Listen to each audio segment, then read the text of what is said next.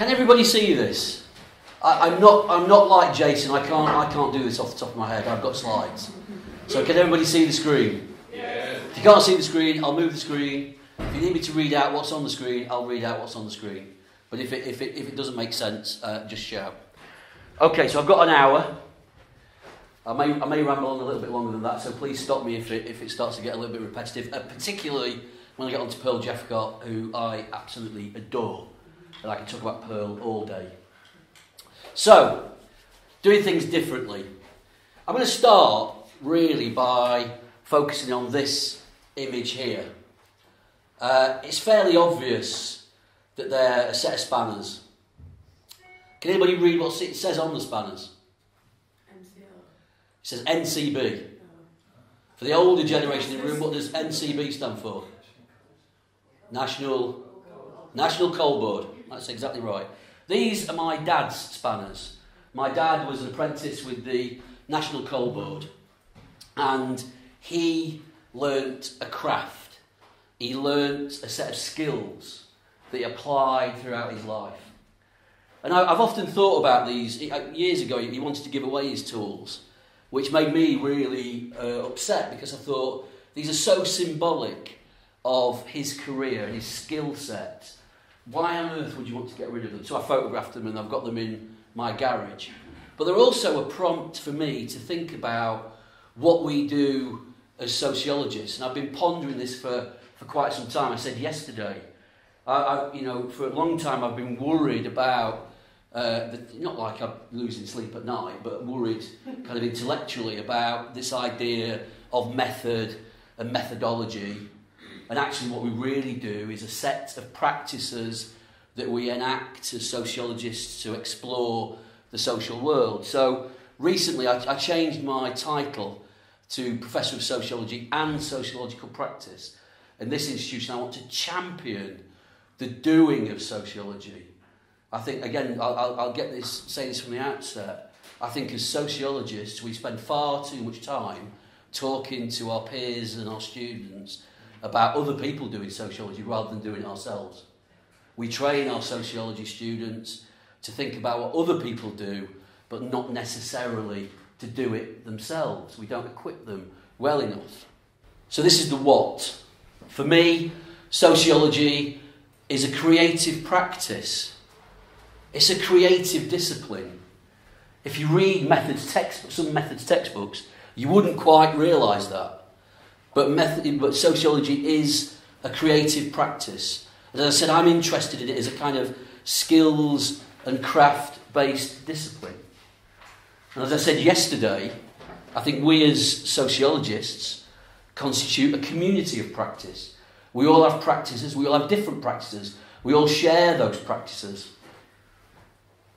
And I think it's important that we not only use those skills, these craft-based skills that we've developed to understand the human experience or whatever social phenomena it is that we are interested in. I think it's also important that we actively engage in the transmission of those skills through teaching and supervision. So yesterday we talked a lot about research and method. For me, the third part to this is teaching. We need to teach, we need to transmit, we need to develop everyone in this community of practice. So again, it was really heartwarming yesterday when we talked about some of the kind of concerns, sharing experience, learn from others, open up possibilities, and so on. So again, in an environment where research is seen to be the most important thing, I think, I wrestle with that. Actually, as sociologists, we need to teach as well. We need to transmit and actively engage. So, who am I? Actually, that's the wrong question. Because you know we can't have an I without we. Okay, so I'll change it to what's my orientation? What are the things, who are the people that have oriented my sociology? Well, there is kind of three main and others. So there's Elias, obviously, there's C. Wright Mills, and there's Pearl Jeffcott. And there's Lave and Wenger under there with their kind of community of practice ideas, this idea of learning through doing. But I take these three people together, and in whatever I teach, I always come back to these. You're right. I always come back to these three as my touchstone. I think the combination of these you can actually use to teach any aspect of sociology that you like. I'm also a sociologist with multiple interests, drawing upon an eclectic array of data in speech marks. I was saying yesterday, one of the sessions that I've done, I started with a construction brick, and the construction brick came from an abandoned, demolished colliery, and I used that as a starting point, as a reference for social change and globalisation. I like using found stuff, what people determine as rubbish or ephemera or whatever it is, and I like to use those kind of things, that everyday stuff, as a kind of starting point for my sociology. So that's the what. The why. So why am I saying this? So I want to go on a detour via my or our sociological training. As I've said already, and I said it yesterday, my concern is the way that we learn and teach sociology, the way that we train sociologists in methodology, stifles imagination. It's a process that filters out so many opportunities and inhibits creativity. How are we trained?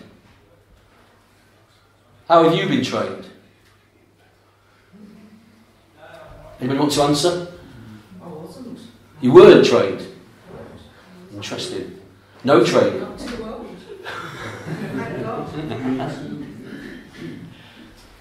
No training is better than some training, actually, because it actually frees up your imagination. But Moatman, Jason. Well, I mean, part of how we're trained in the UK, and I think it may be different elsewhere, and Stephen and I have been talking about this in relation to the Dutch textbook, is that we're trained that sociology, the first wisdom, the first truth of sociology is there's no such thing as sociology. Yeah. There's no singular thing in sociology. There are all these different perspectives, and it's like pairs of glasses, and you can try on all these different pairs of glasses, and actually was Sociology 101. And then, I don't know how back I was going on about yesterday, but that has its own issues as well as its own merits. Yeah. Yeah. I was trained in Romania, and so my 3 years of sociological training, I think they were quite classical in a sense. So I learned all about Durkheim and Weber and Marx and the classical sociologists, and I had a bit of statistical training, and so a little bit of everything that quite classical sociological training, I would say. Yeah. Anybody else? Well, it seems for certain generations it follows a standard pattern. You know, you start with Marx, Weber, Durkheim. You do methodology for 3 years, quants and quals, in a fairly standard routine pattern. If you're lucky, you get a bit on the sociology of the family, sociology, gender. But whatever you get tends to vary depending on the fashion of the time.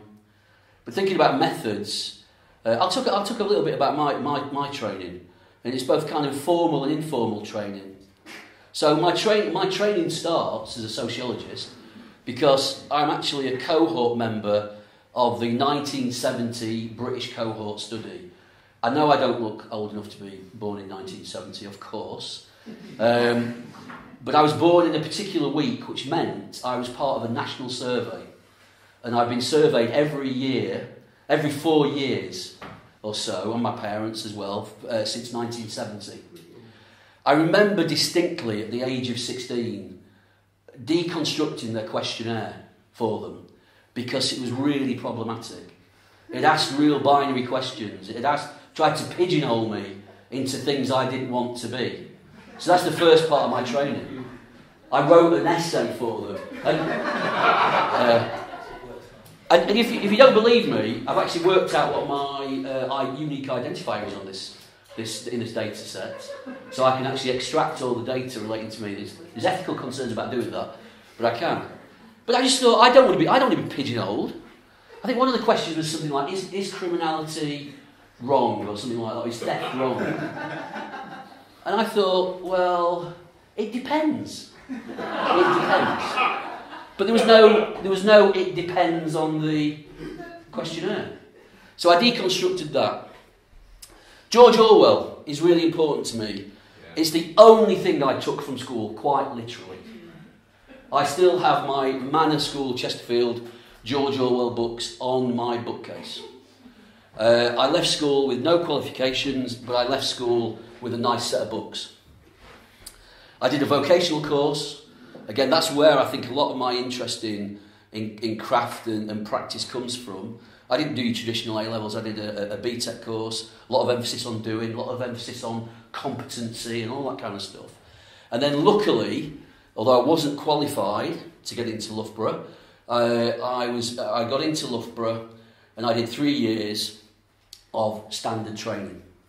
I was taught by people who, I was talking to people about this yesterday, I was taught by people at Loughborough who had been students and staff here. Didn't mention Elias at all. No mention of Elias at all. I did 3 years of quants and quals, but very standard. No mention of poetry, no mention of art, no mention of literature, no mention of fiction. A standard undergraduate training. And then I came here and I did a PhD using the National Child Development Study, which is another cohort study, and it's entirely quants. And I was really dissatisfied with it. I think it was a lost opportunity for me, because ultimately I was doing something that I didn't really want to do, that I knew was not that interesting to me, but I did it anyway. The second kind of part is more informal. So it's, as well as, and this is not really chronological, but when I came to Leicester, I started to meet people who were Eliasians. I'll embarrass him now. I think Jason's been so important in my education. So important.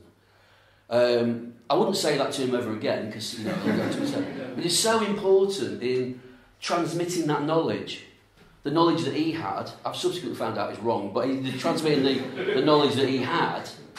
And through these discussions, exactly what we're talking about here, learning from others, not learning from textbooks, meeting Eliasians, going to the conferences, opened up a whole other world of research, of data. This idea that you've got this European scholar that started a problem by looking at a poem. It's just mind-blowing, really. Why is that not taught earlier on? Why don't we get that earlier on? We might engage students more in the potentiality of the opportunities that sociology provides. The other turning point, and I'm not just saying it because she's in the room, I've got it here, was I discovered Liz in 1993, and the special issue on autobiography and sociology. Again, completely changed the way I thought about sociology. This idea that you could use auto and biographical materials as a starting point for sociological analysis. And that chimed with me because of, again, I'd been starting to reread C. Wright Mills. And then, so again, it's another opportunity, another kind of world of opportunity. Again, I said yesterday, when myself and Jason were writing our letters paper, people were really disparaging about it. Whoa, why do you want to use letters? That's not scientific. That's not data. It's just a load of personal stuff. Why would you want to do that? So, but anyway. And then, searching for pearls, the work of Pearl, coming to Pearl Jeffcott, a sociologist that not many people know about, and her creativity and sheer vision for what sociology could be, writing at a time when sociological practice was very stifling, very, very limiting. But I'll come on to Pearl.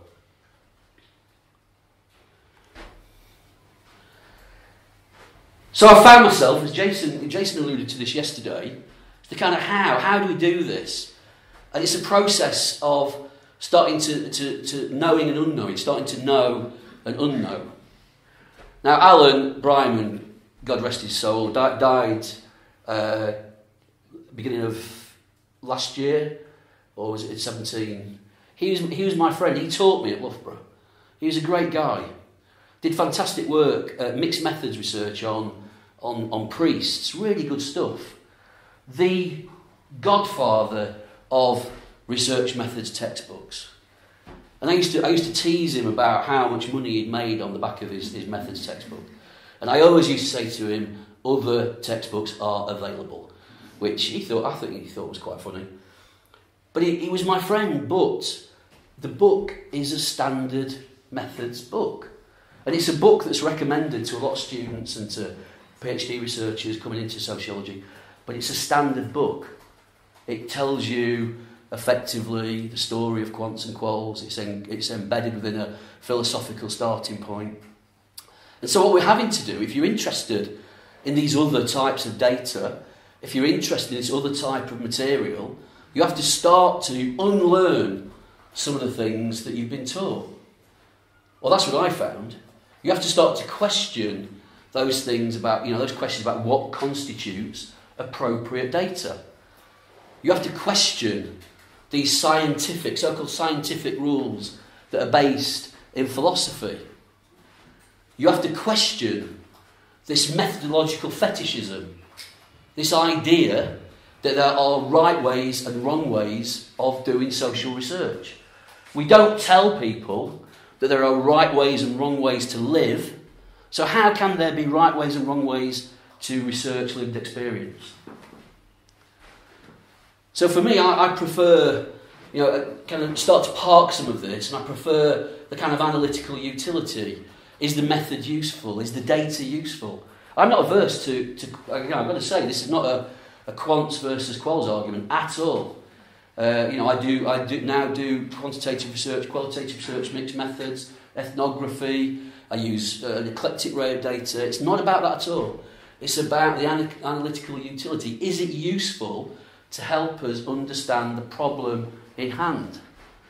So that's for both practice and data. Again, we're told what's appropriate data and what's not appropriate data. The data that's appropriate is the data that helps you understand the problem that you're researching.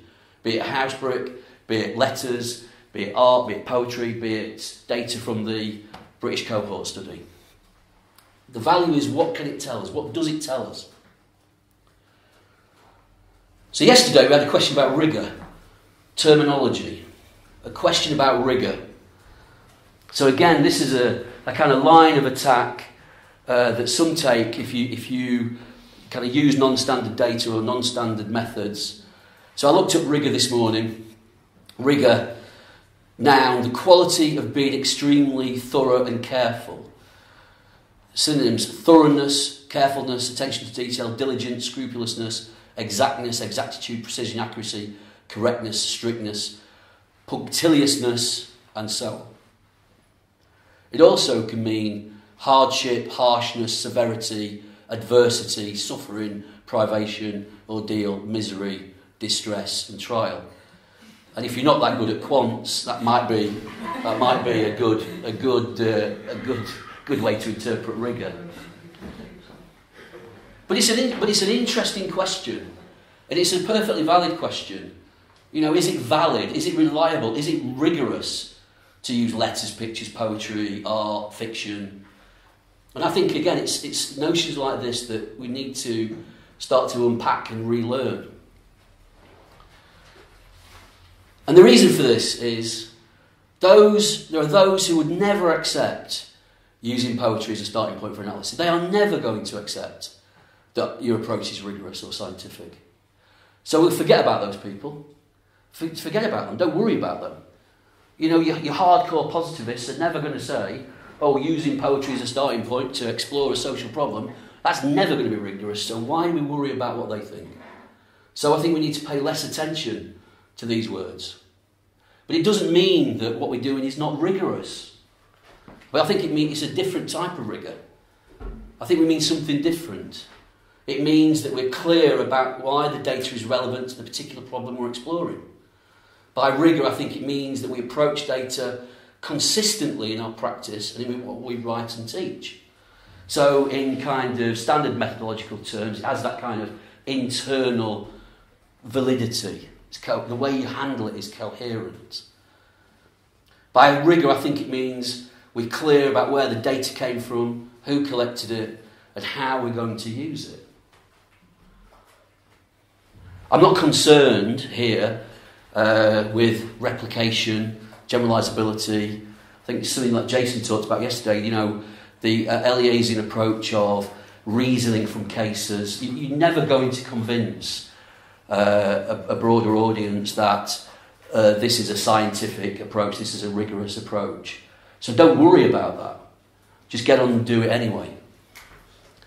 Now, if we take something like this is the what would technically be the methodological chapter of the Establishing the Outsiders.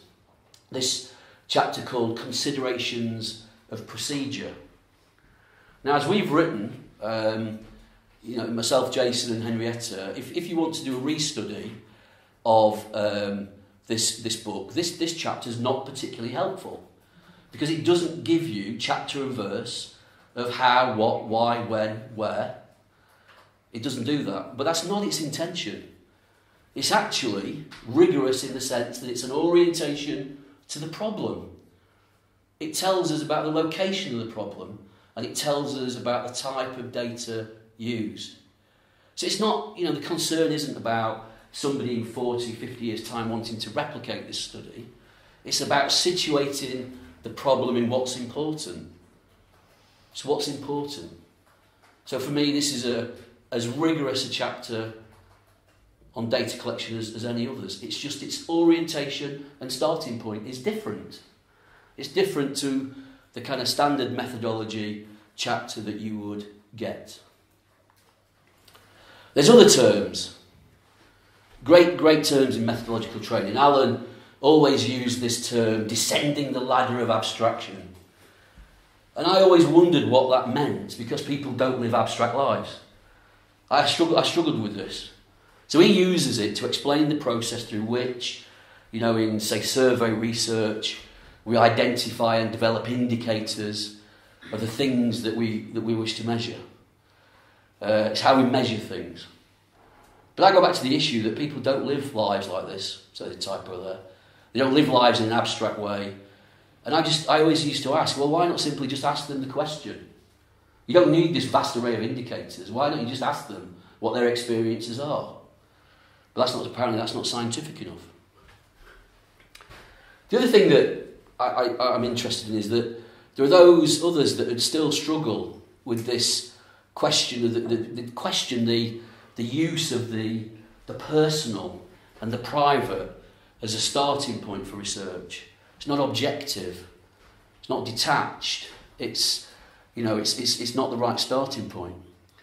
But again, I think this is where what I'm arguing for is actually a return to an older style of sociology, a combination of what Mills and Jeffcott and Elias point to. So using the personal as a starting point. So Mills, what's important is not the details of one's past, although one should become aware of them, but one how interprets them, what rules for the present and the future one draws for them.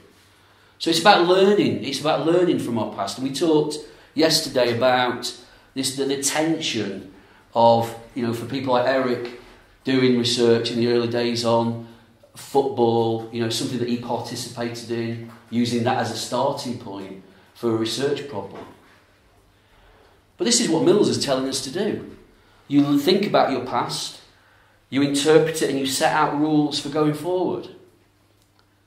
You use it as a starting point for identifying, again, very simple questions: what you're good at, what you're interested in, what you want to research, how you want to research it. Quite simple.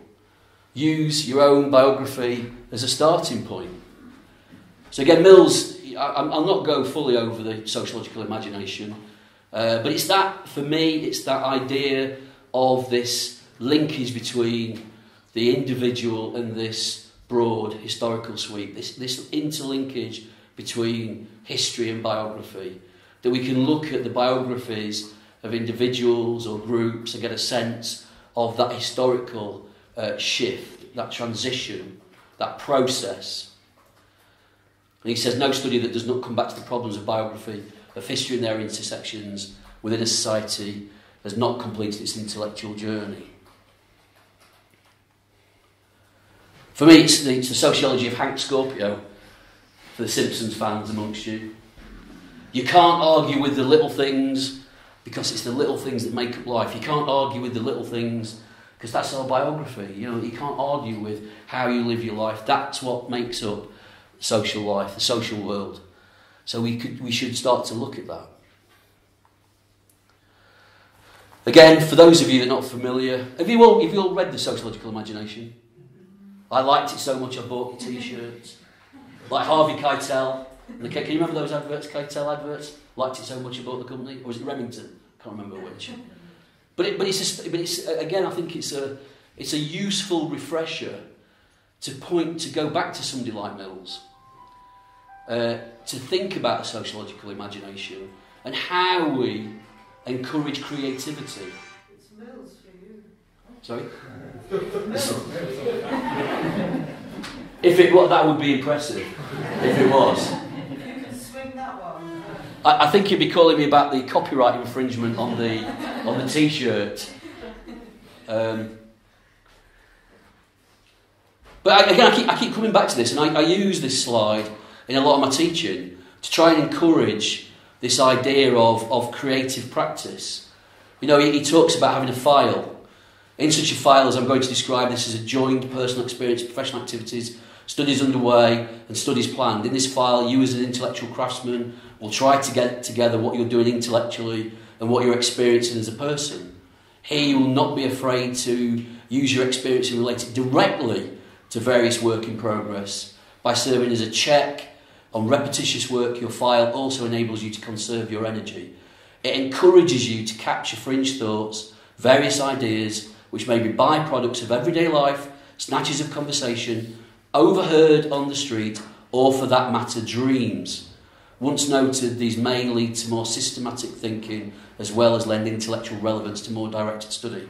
Here is one of the 20th century's most famous sociologists telling you how to do this, but also telling you to record your dreams. That's not rigorous. It's not scientific. That's not in any methods textbook. But it's a starting point for creativity.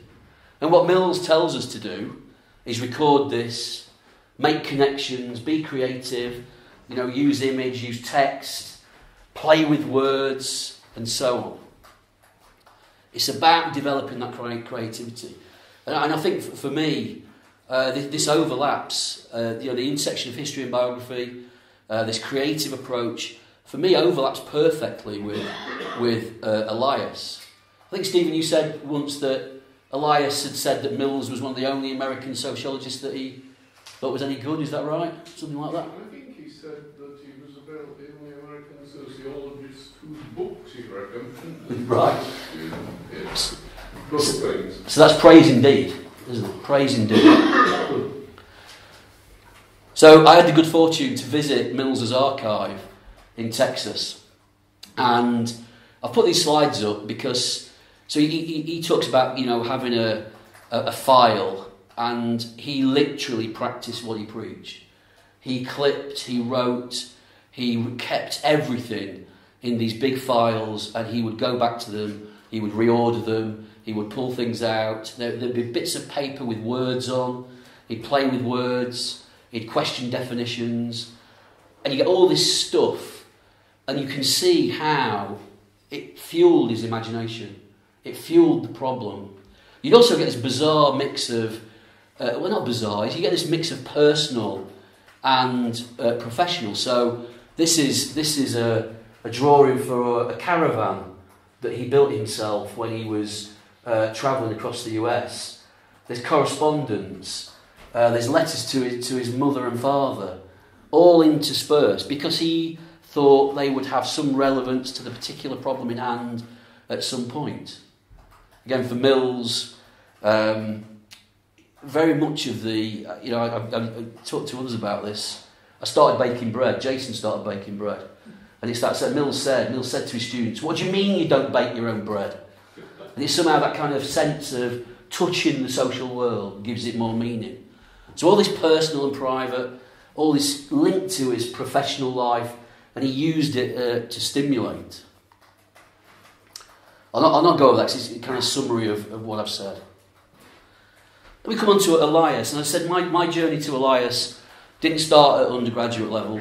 It started kind of halfway or kind of a bit way into my PhD, and through talking to others, not through reading. This is not a quote from Elias, but from Joop Huisblom. And I think it's a really important and powerful quote. Unfortunately, it's not superfluous to remind ourselves that in sociology we are dealing with people. All too often, sociologists start with an abstract conception of social action or social system. It makes sense, therefore, to state quite explicitly that we are concerned with people, bonded together in dynamic constellations which, because of their specific nature, may be best designated by a specific generic term, figurations. But the powerful part for me, the figurations part, is important. But it's the first bit. Again, we're dealing with people. It kind of chimed with my concerns about, right back to when I was 16 in the British cohort study. That survey's not about people. It wasn't about me anyway. It was about people that disapproved of criminality. It's so much about sociology gets lost in theorising, methodologicalising, or whatever we want to call it, Liz, from yesterday. Gets lost in rules, gets lost in certain types of restrictive practice. But when it comes back to it, we are interested in people, and therefore, as a sociology where we are concerned with people, anything that people are engaged in, experience, create, is legitimate, as far as I'm concerned, for sociological analysis, sociological interpretation. This kind of orientation brings really to the foreground the whole range of possibilities for data sources. Jason talked about this yesterday, about Elias's method, and that we'd written that it could be distilled into three questions for a starting point for our analysis. When we were looking at the Elias-Neustadt correspondence, we had these three questions. An orientation towards socio-genetic questions. For example, how did this come to be? Now again, if you take that question alone, it's a powerful sociological question that orients you to look at things in a particular way. An orientation towards relational questions. For example, what ways are these interrelated? And then an orientation to homines aperti, we said that wrong. For example, what are the broader chains of interdependence involved in this? Now for me, I'll read this out, I'm not sure you can see this about. These questions are important because they orient us to the problems in hand and to the data sources that we use. And I'd argue that it's actually very difficult to only use conventional data sources and conventional methods when exploring these questions. These questions, like Mills, invite creativity. This orientation invites creativity. It invites, it stimulates imagination. So you only have to look at something like, using scenes from the life of a knight, from the medieval house book. As Eric wrote, in the house book, both people and nature are represented in a matter-of-fact and unnostalgic and unsentimental way. Ragged servants, beggars are shown together with members of the secular upper class. They capture the mundane, the everyday, they're quotidian, like most documents of life. So if you're interested in certain themes, say for example, the way that we express our sexuality, how we express our sexuality has changed over time, we can use images like this where we see various activities taking place in the past, and we can contrast that with what's happening now. If you're interested in that kind of thing, we seem to have gone full circle. It's public, becomes private, and then with the invention of reality TV programmes like Love Island, it seems to have become public again and acceptable to do this. So it's, you know, it goes back to what Jason said, it's reasons based on cases. You take these cases and you map that change and transformation. Here's another one that I've used in my teaching. You know, the night out, the lads' night out. We've gone from... Anybody has any guess when this was taken? 50s? Yeah, 1960s, a little bit early 60s. I know this because this is my dad, this is my uncle, and that's my grandfather. They stood in the back garden of my grandmother's house in Chesterfield, and they're all dressed up for a night out. Very strict set of behavioural standards around this night out. Shirts and ties. My uncle's got a pipe. Stood in a very formal way to have... And this is not the only example of this photo either, I should say. It's taken time and time again. It's capturing something. But and again, I'm being a little bit fair and kind of generalising now, but we move forward to 2019, and a common image that you would find on Instagram or Twitter or Tumblr of a lad's night out is markedly different. Still rules, still behavioural standards around dress, still behavioural standards around a whole raft of things, but a very clear shift in behaviour, very clear change. My dad always loves the fact that I put this photo up of him. Not really, I should say. Then we come on to Pearl Jeffcott. Now, Pearl Jeffcott is a sociologist that not many of you will have heard of. And there are various reasons for that, in that she was never able to secure a permanent academic post, so spent a lot of time moving from institution to institution. The LSE, she moved from the LSE, she spent time in Birmingham, Nottingham, LSE, Glasgow, she went to Hong Kong, West Indies, all over. She was an active sociologist from 40 to 80. Her last study on homes living in high-rise flats she conducted when she was 71 in the centre of Birmingham. She had a career as a youth worker before that. The reasons why she's not well known is to do with kind of gender politics of sociology at this time. Anne Oakley's written a little bit about Pearl and her experience at the LSE, as have myself and Henrietta. And I'm not going to go into too much of that detail today, but just suffice to say, there is a body of work there which is really worth returning to. Married women working, homes in high flats, some young people, a troubled area, girls growing up, rising 20, and time of one's own. And for me, her methodological innovation and pluralism and the use of text, image, non-standard data really mark her out as being ahead of her time. And I said there, she's an ordinary researcher, researching the ordinary, but her legacy in practice is anything but ordinary. She invokes this idea, this spirit. We return to this idea of, if Pearl thought that poetry was a good place to start, that's where she'd start. If she thought art was where you'd start for a problem, that's where you'd start. She is an amazing researcher. Pearl is someone who's using image in the 1950s and 60s when image is not used in sociology or social science. She uses it as a vehicle for data collection. So again, often talk to people about what constitutes innovation in research methods. And I was having a conversation a few years ago with someone who they got into a primary school and they got children to draw representations of their family life. Pearl did that in 1954. So she was way ahead of her time in what she did. So I like her also. So we have Eliasian, we have Millsian, and we've also got Jeffcottian for me. Focus on the ordinary, the typical, the everyday. No side or angle. Lets respondents speak. Again, there's some sense that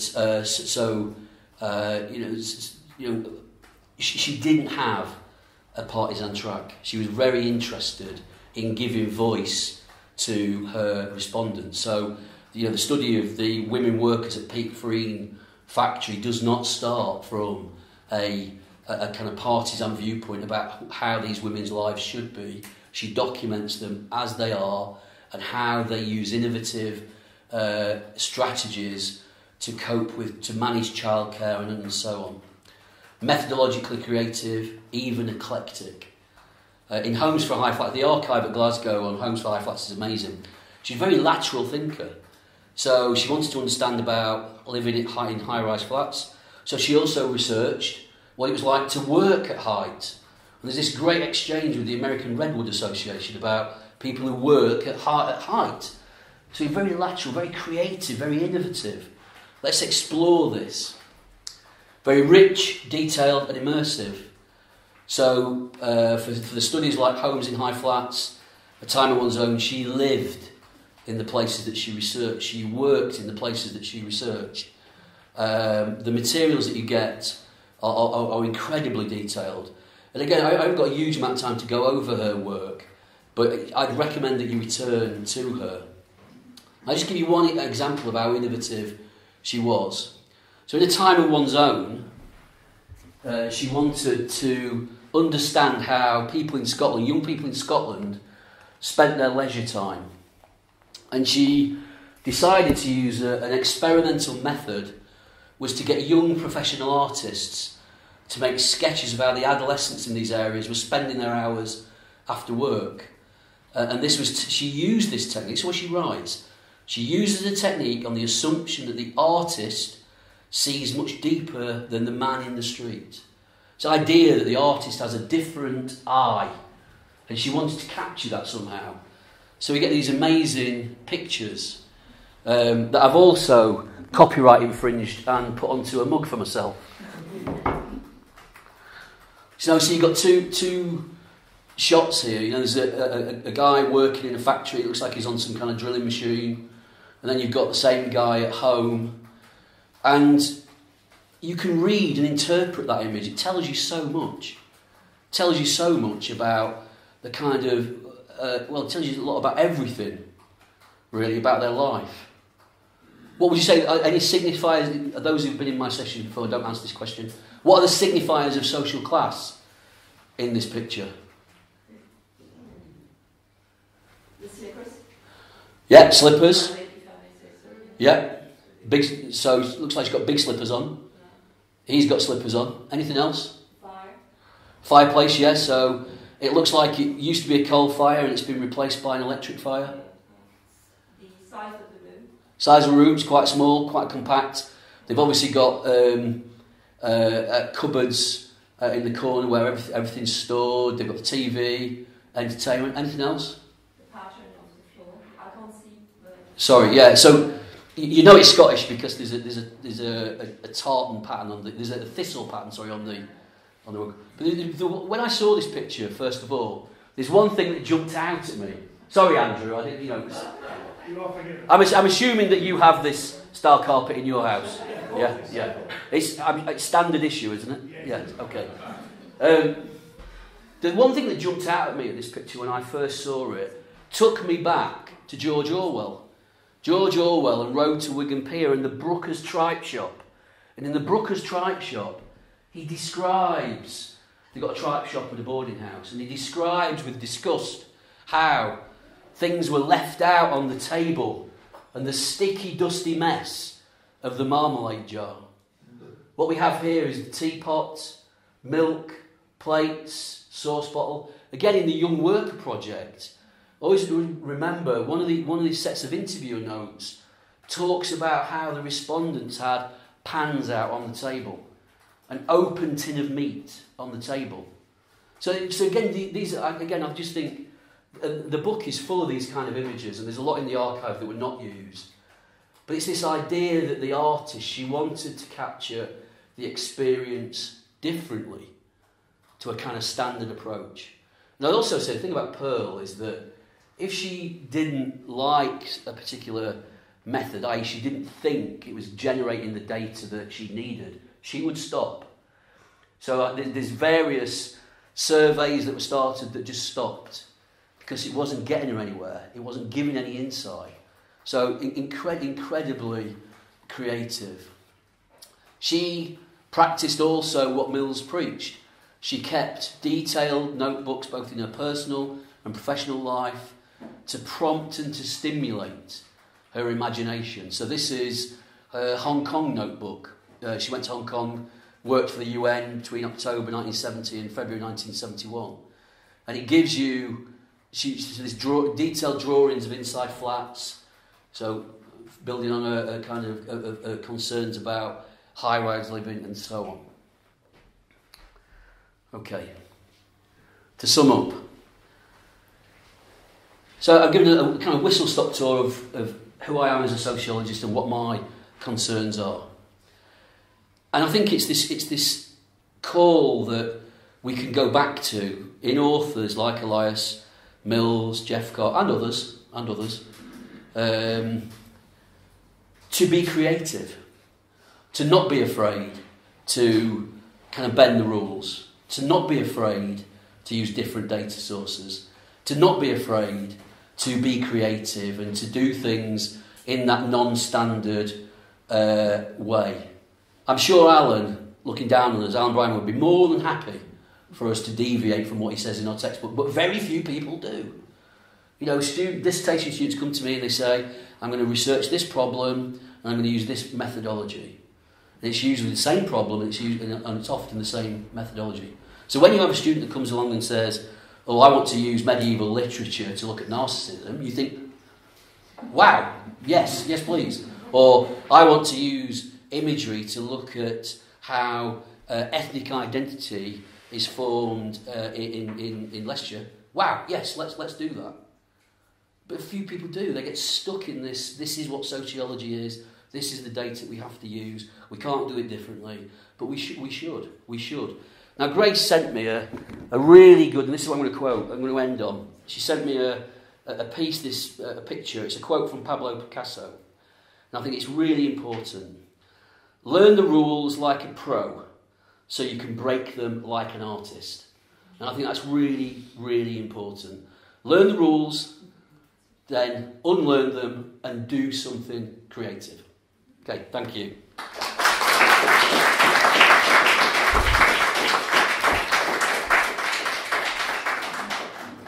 There's no time for difficult questions. No, go on. Well, yeah, that was inspiring, brilliant. I really enjoyed it, John. It was also, apart from being inspiring, it was also a little bit depressing in one respect. And that was, you said at an early stage that this sort of approach, exactly what I think of as sociology, is often regarded as old-fashioned. Yeah. And it takes you right back to Norbert and Eric reminiscing about those days in the early 1960s here in Leicester, when there was a division between, I mean, they probably called themselves the functionalists versus the, I don't know, the developmentalists, but they thought of it as, on the other side, thought of it as the ancients versus the modern. Yeah. And the problem for this kind of sociology, which I think is what because I didn't have any training at all. I got appointed as a lecturer in sociology within 6 months of getting a degree in economics, which sort of tells you how much training I got. But the problem is, it seems to me, that the power of the conventional approach, what in the early 60s was associated with John Goldthorpe on the one hand, and here in Leicester, and then functionalists like Percy Cohen, for example, on the other, as opposed to Norbert and Elia and Eric coming up and so on. The problem is that the Goldthorpe tendency, if you might call it, for shorthand, become so dominant that there are times when I wonder whether it's even accurate to call ourselves sociologists. Because as soon as we say, no, they've gone off in a different direction, we're not really part of the same game anymore, we lose what foothold that we have in academic property. So we can't sort of say, we ought to be something different. We should. Something like the old Department of Social Relations at Harvard, which was wonderful. Anthropologists, psychologists, sociologists, even clinical psychologists all mixed up together and talking to each other. You can't do that because everything becomes so specialised, and the money is with the good thought tendency. So I don't want to. I'm inspired that it also provokes this rather depressing thought. Yeah, in one sense it is. I know Jason will have thoughts on this. It is in one sense, but not in another. In that, again, we had a recent discussion here with a colleague who's since left Leicester about whether we are social scientists or arts and humanities scholars, and this kind of difference in terms of our orientation, our data sources, our approach. Are we social scientists, sociologists in that conventional sense, or arts and humanities scholars? And I think that's an interesting discussion to be had, because it goes back to what Jason said yesterday about Elias wanting to bridge that divide. The second thing is that this sociology, like the foundation of the department in the 50s, attracts people from a sociological background, but also from a non-sociological background. So we have as many people doing sociology at Leicester doing PhDs that have come from non-sociology backgrounds, literature, human geography, although I'd argue that is sociology really, and so on. They don't come through that conventional route at all. It's a mixture, and I think that's where I think we've got real traction actually. Yes, spot on. Can I just come back with one more? When I was trying to get a chair, I cocked up quite a lot of interviews, or at least I had the sense of going down like a lead balloon. The only two chairs that I ever succeeded in getting at Monash and at UCD were both in faculties of arts, which chimes with what you're saying. Andrew? Thank you, John. That was absolutely fantastic. I was very struck by your stress on understanding people and the quotation from on that theme. And you showed at one point how people change over time. The image of the night out was interesting in that regard. And you could see maybe something like generational change taking place there. And if you look around us now, we see, for example, how the ecological issue is more and more the forefront of the minds of quite young people. So my question is, could you say something about the sociological analysis of how people change or how generations change? How long have we got? So well, firstly, I can't deal with generation. So generation often implies separateness. So as though, if we go back to the image, so it implies, so the kind of difference between this generation and that generation is all that there is. But there isn't. There's actually also continuity and similarity. It's just perhaps in this one area where there's been this slow transition. And of course, it also doesn't happen overnight either. The other image I often use is the kind of mods and rockers. Very different style at the time, very, actually overlapped in timeline, very different behavioural standards around work. So I have a problem with generation, because generation always emphasises difference rather than similarity, and implies that there's some kind of artificial barrier or cut-off. If you're born before 1970, this is how you behave. If you're born after 1970, this is how you behave. But it's not like that. It's a kind of slow transformation.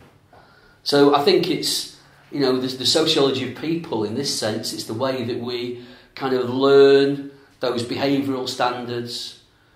It's this transmission belt of the civilising process. It's how we learn those behavioural standards very subtly over time. The idea, my dad would be horrified at the thought of me coming to work in a t-shirt. Absolutely horrified. Yeah. But it's a convention. I think I like to use Caspar-Hauser's formalised informalisation. It's actually, it's what's expected now. Informality. Jason, what do you think? It's a big question, isn't it? But it is about, I like this point you're making about generational shifts. And we talk about generational X and generation Y and generation Z now, God knows what next, as though they mean something. But what we're doing is reducing processes to states in dealing with generations. And I think there's nothing... the interesting thing looking at that, there's lots of things that are coming into my head looking at those two images. And one on the left looks tight. It's the bit before the night. I'm sure there were, there were kind of closer approximations to the right photograph if we'd have taken one inside the pubs later on. But there are differences. And the one on the left looks tight. It still looks kind of playful. The one on the right looks like it's completely out of control. Yeah. And I think one of the interesting things about that is that we can take the short conceptual step of saying, all right, well, that's a complete emancipation of controls. But of course it involves all these other really quite complex and nuanced controls that just aren't stated. Yeah. And there's even a freedom in being able to know exactly what to wear. Yeah. In the right-hand photograph, we've got to get it right. Is this too nerdy? Is this too casual? Is this trendy enough? Is this really me? Can't wear the same outfit every Friday. Yeah, they're really difficult standards to negotiate. And then if anything, they engender a kind of heightened reflexivity about these behavioural standards. So just a few points maybe. Yeah, it's. I mean, I could. The image again. It's this kind of detail of detached because there's a lot I know about this image. I know that my dad had one suit and two ties. He had his best suit, and that's what he went out in. The rest of the time he was in his work gear, or he was at home asleep recovering from work. I know my grandfather never bought a drink, not because he was tight. It's because he sang for money in pubs. So people just bought him drinks. So I think at the end of the night they probably looked a little bit like this, but I can't believe it'd be exactly like this. For me, it's about community and identity and belonging, all those things. Not that that's not there, but it's different and it's subtly changed. And I like the idea that there's freedom within this. Okay. Can we go back to training? Yeah. Not training. One, and I suppose it joins up with some of the things that Jason was talking about yesterday and why I feel so uncomfortable with this idea of the core.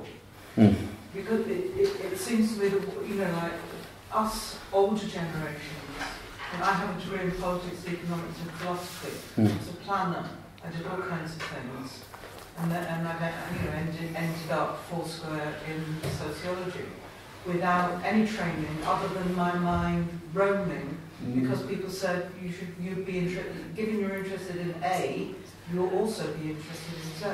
Yep.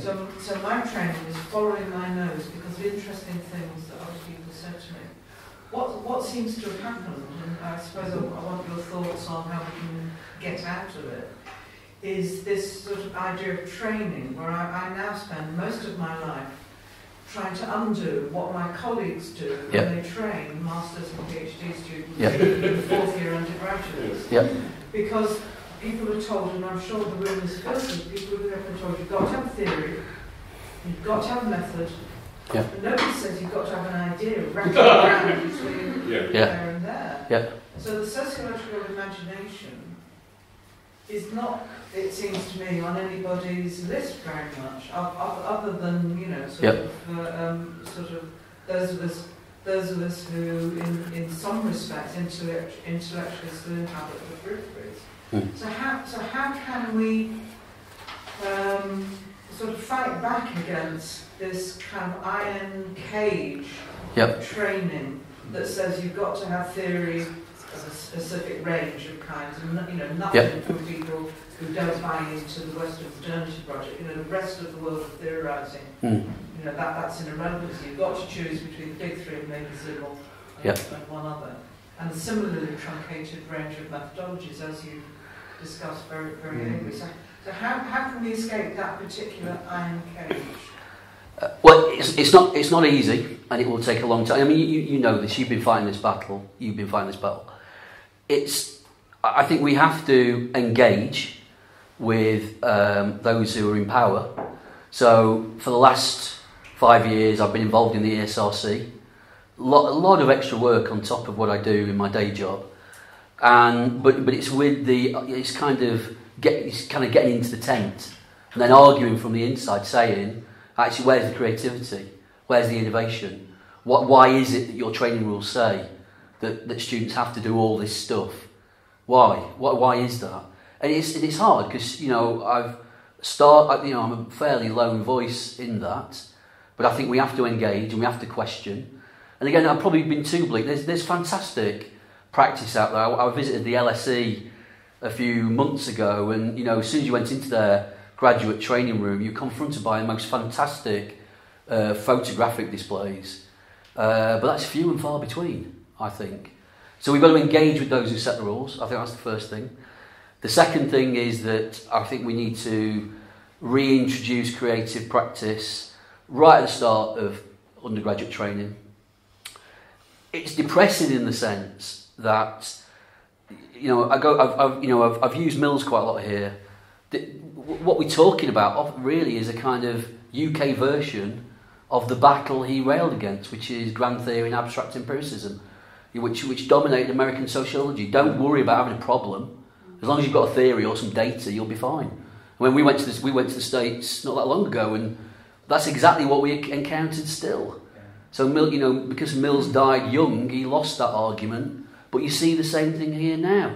Don't worry. As long as you've got a theoretical starting point, or you've got some data that you can use, the problem will come. Well, that's the wrong way around. So it's to become positive again. I'll let you get in a second. I think it's events like this. We decided just very, very quickly yesterday is that we need to do this for undergraduate students. We need to do it for postgraduate talk students. We need to, invite more and more people to do the walking tour of South Wigston and all that kind of stuff. And try. Sorry, Jason. I actually agree with you. Actually, well, but in as much as I don't think the centre consists of agreeing on a single theory method, and that somehow that will fix it all. However, what you're talking about there is undoing a certain kind of training, which is an orthodoxy. Because you've got a vision of what sociology is like, which is maybe different from that, which starts with ideas, and it starts with a particular way of imagining the world. And I always remember when I was a student here at Leicester, Eric and others as well, we talked about proper sociology. Proper sociology wasn't just Elias. Proper sociology was sociology that involved that imagination and wasn't just superimposing some pick a theory on top of it or employing a particular method or whatever. Proper sociology involved actually that when you read that study or when you engage in that research, you find out something new. You don't just find out a new way of speaking about something, a new lexicon. You actually get some insights that you didn't have already. And that is always my kind of arbiter of what constitutes good sociology. If I read this journal article, am I going to know something now that I didn't know? Or am I just going to have a new, really, really fancy way of talking about an insight that I already have? Becca talks about this and says that social researchers are prone to be paid thousands of dollars to yield insights that you can get from a taxi driver. And he's absolutely right, because they're embedded in the minutiae of social life. And actually, it is, so then what is it? What is the difference between good sociology? What's the difference between what good sociologists can say and what anyone can say? And it is about the quality of those insights. So maybe the centre is securing some kind of agreement on what good sociology is. But we still have the residues of the centre that Stephen put his finger on, which is the Goldthorpian Yeah.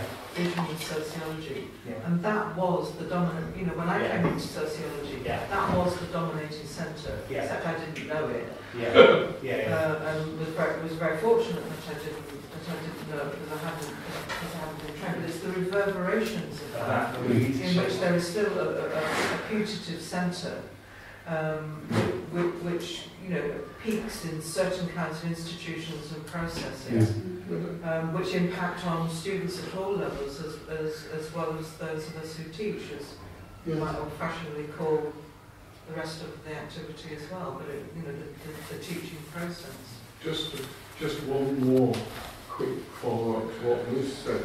I was trained, I was taught to some extent, did sociology as a kind of minor within economics division.